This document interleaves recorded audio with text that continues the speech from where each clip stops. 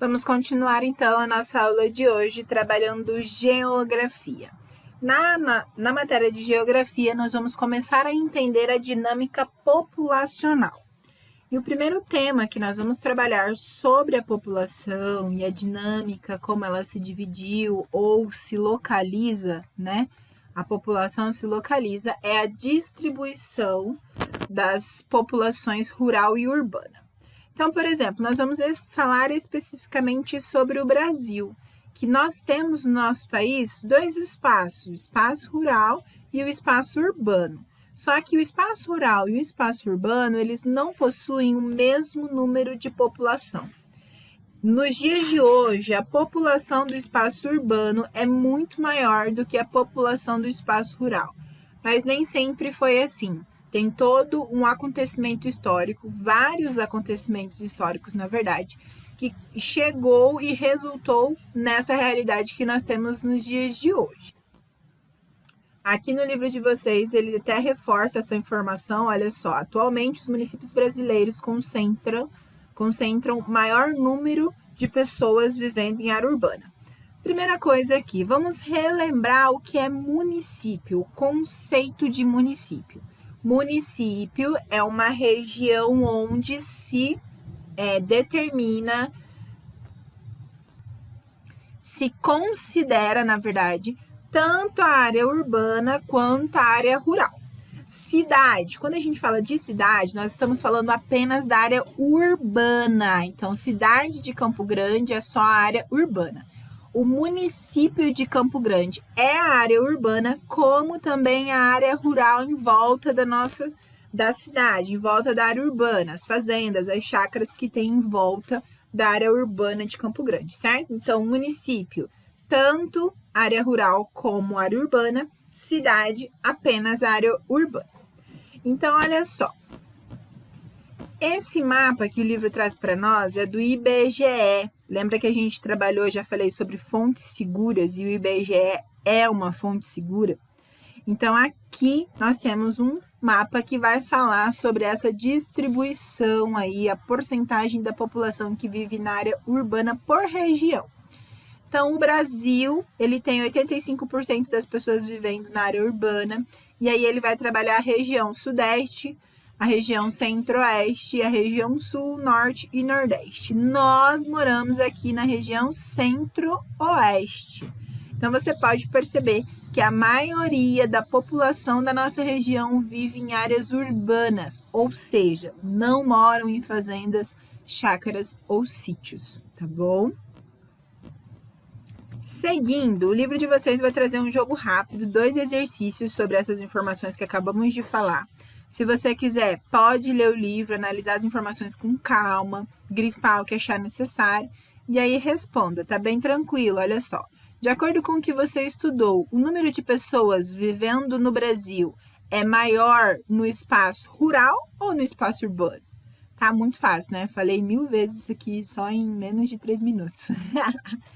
E no município onde você mora? Qual é o município em que nós moramos? Campo Grande. Lembrando que município é aquela região que considera tanto a parte urbana quanto a parte rural. E aqui na nossa cidade, você vai ter que dar uma pesquisadinha para poder responder, mas a resposta é bem óbvia, mas pesquisa só para ter certeza, tá bom? Continuando, o livro vai trazer para a gente uma relação dessa mudança populacional, porque lembra que a Pro falou que nem sempre foi assim? Nem sempre o maior número de pessoas vivia na parte urbana? Olha aqui, a gente vai fazer uma análise de 1940 a 2015. Então, olha lá em 1940, a faixa azul representa a área rural e a faixa roxa a urbana. Então, a gente percebe que o maior número de pessoas viviam na área rural, porque naquele período as fazendas de café tinham muita força. As atividades econômicas se baseavam na agricultura e na pecuária também, tá bom? E aí, com o passar do tempo, foi tendo toda uma mudança, principalmente a Revolução Industrial. O que é a Revolução Industrial? Foi um momento histórico em que as indústrias tomaram força, muitas fábricas foram construídas. E essas fábricas, elas foram construídas E no local onde elas foram construídas, começou a surgir cidades, moradias, muitas casas, muitos prédios. Então, virou a área urbana, certo? E aí, outra coisa, os serviços das atividades rurais, das atividades econômicas rurais, elas perderam um pouquinho de força. E também começaram a utilizar tecnologias, né? Então, por exemplo, antes as pessoas na área rural, elas tinham que fazer tudo à mão. Plantar semente por semente, andando no campo, depois colhendo. A mão de obra ali era física mesmo, ia lá colher planta por planta. Com o passar do tempo, eles começaram a usar colheitadeira, trator, máquinas, né? E a tecnologia ajudou isso a desenvolver muito. Então, o que uma pessoa fazia, a máquina fazia o mesmo trabalho com 10, como se fosse 10 pessoas trabalhando. Então, era mais rápido. Então, com essas mudanças, a população rural ela foi diminuindo. Se você analisar aqui, ó, em 1960, ainda existe mais pessoas na área rural do que urbana. Em 1980, já mudou a realidade. Você percebe que a população urbana aumentou. E aí, 2000, 2015, total diferença de 1940. Então, todas essas interferências acabaram gerando essa mudança significativa no número de população rural e população urbana. E aí nós temos aqui uma expressão, êxodo rural. O que é o êxodo rural? O êxodo rural é essa representação que os gráficos trouxeram para nós, que foi a saída das pessoas da área rural para a área urbana, a mudança de localização das pessoas. Então, antes tinha o maior número de pessoas vivendo na área rural. Agora, o maior número de pessoas vive na área urbana. Então, essa mudança, né? Essa troca é chamada de êxodo rural, tá? Aqui o livro fala, esse movimento de pessoas do campo em direção às cidades é chamado de êxodo rural. O livro vai trazer pra gente um exemplo de um filme, caso vocês queiram, tá? Podem estar pesquisando para assistir com a família, Tapete Vermelho. E aí nós também vamos entender melhor esse êxodo rural. Ele aconteceu significativamente mesmo em 1970, lá na década de 1970, começou essa mudança significativa no número de pessoas que viviam na área rural e passaram a viver na área urbana. Então, aqui, a migração, a saída das pessoas da área rural para a área urbana, nós chamamos de êxodo rural. A Pro citou alguns motivos, né? O crescimento das indústrias, entre a mecanização, usando máquinas e tecnologias, mas o livro também vai abordar alguns, olha só, mecanização do campo, que foi o avanço tecnológico. Então, por exemplo, o trabalho que 10, 15 pessoas faziam e era um trabalho demorado, uma máquina fazia esse trabalho de uma forma mais rápida. Então, isso acabava sendo econômico para o agricultor, para o dono das terras da fazenda. Então, eles começaram a trocar, dispensaram as pessoas e começaram a utilizar a mecanização no campo, né? Utilizar máquinas. E aqui nós temos também, um dos motivos foi o Estatuto do Trabalhador Rural. Antes desse estatuto, o contratante, o dono da fazenda, ele pagava o salário e a pessoa que queria trabalhar para ele tinha que aceitar aquele salário, independente se era bom, se era ruim, ela precisava de dinheiro, tinha que trabalhar, tinha que comer, cuidar da família, aceitava o salário.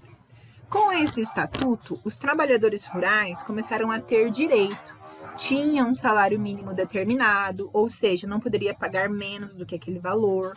13º, a pessoa trabalha 12 meses ao longo do ano e ganha um salário a mais no final do ano, entre outros benefícios. E aí, o que acontece? Esses benefícios gerou um gasto maior para a pessoa que contratava o trabalhador. E com isso, eles diminuíram o número de trabalhadores na sua chácara, na sua fazenda. Juntando com a mecanização, uniu uma coisa com a outra e aí dispensou muitas pessoas. Os donos de terra, os donos de fazenda começaram a ter gastos, né, por conta desses benefícios. Os benefícios eram bons? Sim, é justo, a pessoa trabalha, ela precisa ter os seus benefícios. Só que alguns donos de fazenda começaram a ter um gasto maior, então eles começaram a diminuir o número de pessoas também, mandar embora alguns de seus funcionários. Mas nesse meio termo, que as pessoas começaram a ser mandadas embora nas fazendas, as indústrias começaram a ganhar força. Então, as indústrias começaram a ter muitas ofertas de emprego, contratar pessoas, e aí acabou sendo uma troca, né? Muitas pessoas que tinham sido mandadas embora acabaram indo para a área urbana para trabalhar. E aí é onde a gente vê o fortalecimento da indústria, o aumento de número de indústria, o aumento da oportunidade de emprego agora é na área urbana, não é mais na área rural. No início, oportunidade de emprego nas fazendas, nas chácaras, na área rural. Agora, na área urbana, nas indústrias e até mesmo no comércio, também vai ganhando força com o tempo. E o que acontece? As pessoas começaram a buscar uma melhor qualidade de vida. Educação, saúde, hospitais, atendimentos médicos, infraestrutura, né, ruas asfaltadas, sinalização, entre outras questões, comércios, os setores de serviços, dentistas, veterinários, entre outras questões, estão ali muito presentes na área urbana. Então, as pessoas começaram a buscar qualidade de vida, e qualidade de vida é mais fácil se encontrar na área urbana, porque o acesso aos hospitais são mais rápido, escola tem várias opções, né? A infraestrutura é muito maior, água potável, energia, que há muito tempo atrás isso não tinha no campo de maneira fácil. Energia, água potável, essas coisas não tinha, hoje em dia tem. Mas então isso também colaborou para que as pessoas saíssem do campo e fossem para a cidade. Então as condições de vida na área urbana é um pouco melhor. E principalmente há muito tempo atrás era muito melhor. Hoje já não é tanta diferença, mas há muito tempo atrás era. Então, o livro vai trazer para vocês um desafio. Em sua opinião, o êxodo rural é um fenômeno que ocorre apenas no Brasil ou pode ter ocorrido também em outros países? Então, aqui você vai pensar. Ele fala para a gente trocar ideia com os colegas. No momento não dá.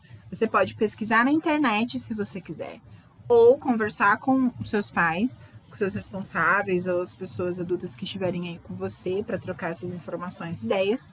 E aí vocês podem responder aqui no livro mesmo, nessa parte. Se não for o suficiente, você quer fazer um textão, porque você capricha nas atividades, você pode responder lá no caderno de geografia. Coloca a data de hoje, desafio página 7, né? Vamos ver, página 7, e aí você responde.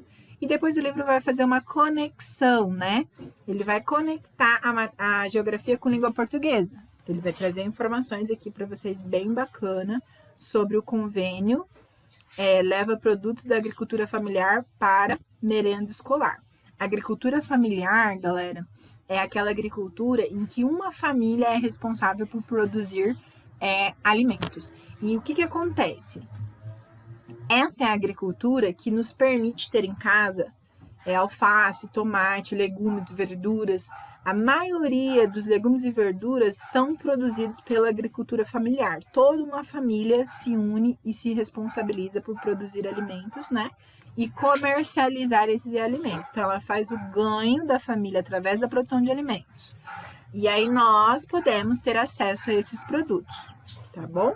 Então, caprichem na atividade, façam com calma, leiam as informações do livro se vocês quiserem, grifem o que você achar necessário. Pro tá morrendo de saudade de todo mundo, porém eu sei que já já a gente se encontra e tudo isso passa e a gente volta para nossa rotina, nossa alegria, tá bom? Beijo, seus lindos, até a próxima aula.